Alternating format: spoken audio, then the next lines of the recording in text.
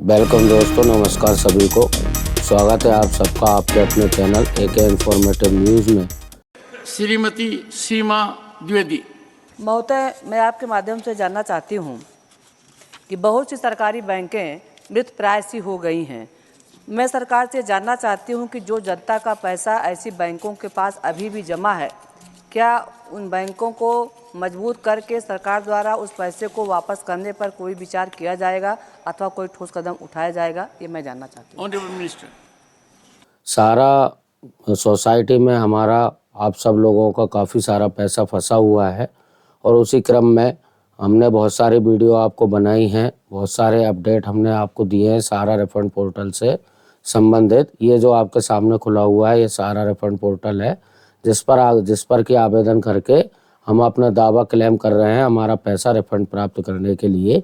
तो इसी सिलसिले में विगत कुछ दिनों पहले राज्यसभा में कुछ सांसद, विपक्ष के सांसदों ने सहारा रिफंड पोर्टल पर सहारा में फंसे पैसों के लिए राज्यसभा में क्या सवाल उठाए कुछ सांसदों ने, वो आप सुनिएगा। मैं इस वीडियो में दिखाता हूँ आपको। माननीय मंत्री महोदय ने उसके जवाब में क्या कहा है वो देखिए। ये सारा गोलमोल है, यहाँ पर कुछ भी स्पष्ट जवाब नहीं दिया गया है। आप वीडियो को खुद सुने, खुद देखें और समझें इसको कि क्या हो रहा है यहाँ पे। देखिए। श्रीमती सीमा द्विवेदी। महोदय, मैं आपके माध्यम से जानना चाहती हूँ कि बहुत सी सरकारी बैंकें मृतप्राय सी हो गई हैं।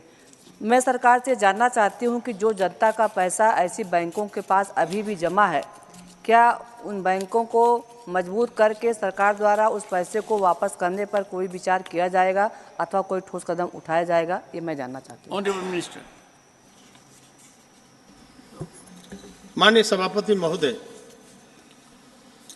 अभी माननीय सांसद जी ने जो प्रश्न पूछा है, कहा है वो राज्य सहकारी समितियों में जो पैसा लोगों का लगा है और नहीं मिल रहा है, तो मैं कहना चाहता हूँ ये विषय प्रसंग सारा कोऑपरेटिव की जो समितियां हैं उनसे संबंधित है और इसमें 2013 से लगातार वो पैसा निवेशकों को डूबा हुआ था। लेकिन माननीय सहकारिता मंत्री जो माननीय अमित शाह जी हैं, उन्होंने पहल करके और इसमें पोर्टल लॉन्च करके और इसमें इस प्रकार के जो निवेशक थे जिनका पैसा नहीं मिल रहा था, उनके लिए आवेदन की प्रक्रिया उसमें दी गई है और इसमें अब तक करोड़ों जो निवेशकों का पैसा था उनमें से लगभग 3 करोड़ निवेशकों ने रजिस्ट्रेशन किया है और उसमें हमने पैसे वापसी की भी प्रक्रिया चालू कर दी है और काफ़ी निवेशकों को पैसा वापस भी हुआ है और उस प्रक्रिया से गुजरकर जितने निवेशक उसमें आएंगे सभी का एक एक पैसा दिया जाएगा। पहले छोटे निवेशकों को पैसा हम दे रहे हैं, 10-10 हज़ार से स्टार्ट किया है और चूँकि 5-4 करोड़ रुपये हमको मिला है सुप्रीम कोर्ट से, आने वाले समय में हम उसको जितनी आवश्यकता पड़ेगी पैसे को देंगे और एक एक पैसा सभी निवेशकों को लौटाने का काम किया जाएगा। तो यहाँ पर देखिए, माननीय मंत्री महोदय जी ने कहा है कि 3 करोड़ लोगों ने 80 करोड़ का लगभग आवेदन सबमिट किया हुआ है, लेकिन इनके पास पूरा डाटा नहीं है कि इन लोगों ने कितने लोगों का पैसा रिफंड किया है। यहाँ पर ये नहीं बताया जा रहा है कि कितने लोगों का पैसा वापस कर दिया गया है। अभी इनके पास पूरा डेटा भी नहीं है। अभी आप देखेंगे पीछे से एक बंदा आके माननीय मंत्री जी को अपना डेटा देता है और उसे देख के फिर से मंत्री जी बोलते हैं। देखिए आगे क्या होता है इसमें। 4 सप्लीमेंट्री श्री सुशील कुमार मोदी। पति महोदय, अभी माननीय मंत्री ने आंशिक उत्तर दिया है।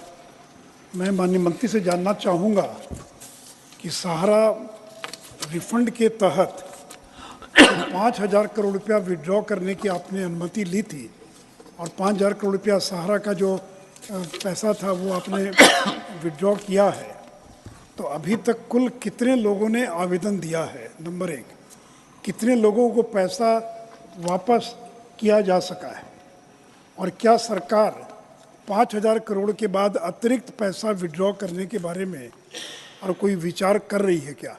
Honourable minister. अभी माननीय सांसद जी ने उस विस्तार से उस सारा के इन्वेस्टर्स के संबंध में चर्चा की है, तब मैं कहना चाहता हूं कि अभी तक लगभग 3 करोड़ से अधिक लोगों ने रजिस्ट्रेशन किया है, आवेदन किया है और उसमें 80,000 करोड़ के लिए आवेदन किया है।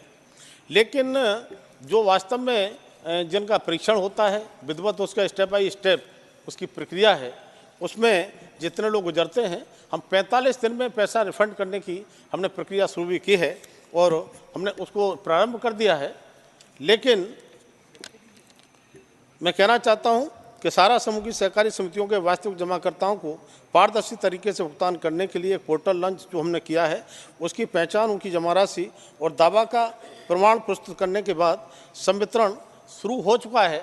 लेकिन जैसे जैसे आवेदन की प्रक्रिया से गुजरने के बाद में वो पूरा होगा और एक एक पैसा देने का माननीय सहकारिता मंत्री जी ने तय किया है। अभी 5,000 करोड़ हमको सुप्रीम कोर्ट से मिला है और जब इस पैसे का वितरण हो जाएगा तो उससे फिर सुप्रीम कोर्ट में जाएंगे और पैसे को जितनी आवश्यकता पड़ेगी लेंगे। लेकिन ये संकल्प माननीय सहकारिता मंत्री जी का है कि जो गरीब हमारे निवेशक हैं, लगातार जो भटक रहे थे और कुछ तो इस प्रकार के लोग थे, उन्हें लगता था उनको पैसा मिलेगा नहीं, लेकिन जिस तरह से इसमें प्रक्रिया अपनाई गई है और माननीय सहकारिता मंत्री जी ने तेजी दिखाई है, तब मैं कह सकता हूं एक एक निवेशक का पैसा वापस होगा और आने वाले समय में सुप्रीम कोर्ट से जब 5,000 पूरा हो जाएगा दोबारा से फिर मांगेंगे और पैसा मिलेगा और एक एक पैसा बांटने का काम करेंगे। तो देखा आपने कि राज्यसभा में भी अगर कोई सवाल उठ रहे हैं, सांसद में कोई सवाल उठ रहे हैं, लोकसभा में कोई सवाल उठ रहे हैं, तो वहाँ पर भी कोई स्पष्ट जवाब नहीं दिया जा रहा है। इससे हमें ये समझ में आ रहा है कि हमारा पैसा अभी भी फंसा हुआ है, जिसकी कोई उम्मीद हमको नज़र नहीं आ रही है। तो इसके लिए निरंतर हमको प्रयास करते रहना पड़ेगा। और मैं एक बार फिर से आपसे बोलता हूँ कि आप अपने लोकल कार्यालय, तहसील कार्यालय या अपने एसडीएम कार्यालय में जाके ज्ञापन सौंपें, वहाँ पर रिक्वेस्ट करें। आप सभी लोग हमारे ट्विटर अकाउंट पे जाके ट्वीट करें, हमारे कमेंट बॉक्स में जाके कमेंट करें और इस वीडियो को ज़्यादा से ज़्यादा शेयर करें।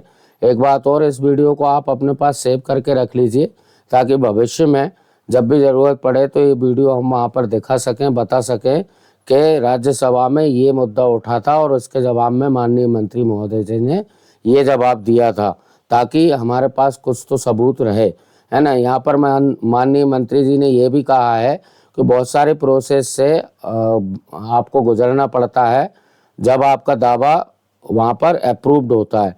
तो बहुत सारे प्रोसेस से मतलब ये है कि वहाँ पे आपको देखा जाता है कि आप लीगल बंदे हैं या नहीं, और लीगल बंदे प्रूव होने के लिए आपको लीगल डॉक्यूमेंट सबमिट करने पड़ेंगे। लीगल डॉक्यूमेंट मतलब आपकी पासबुक पे एंट्री होनी चाहिए, वो पासबुक अपलोड हो या स्टेटमेंट अपलोड हो। डायरी जो हमारे पास है, सभी लोगों के पास डायरी है, बहुत सारे लोगों के पास स्टेटमेंट नहीं है, पासबुक नहीं है, तो डायरी को ये लोग लीगल नहीं मान रहे हैं और उसके कारण बहुत सारे क्लेम जो है वो रिजेक्ट हो गए।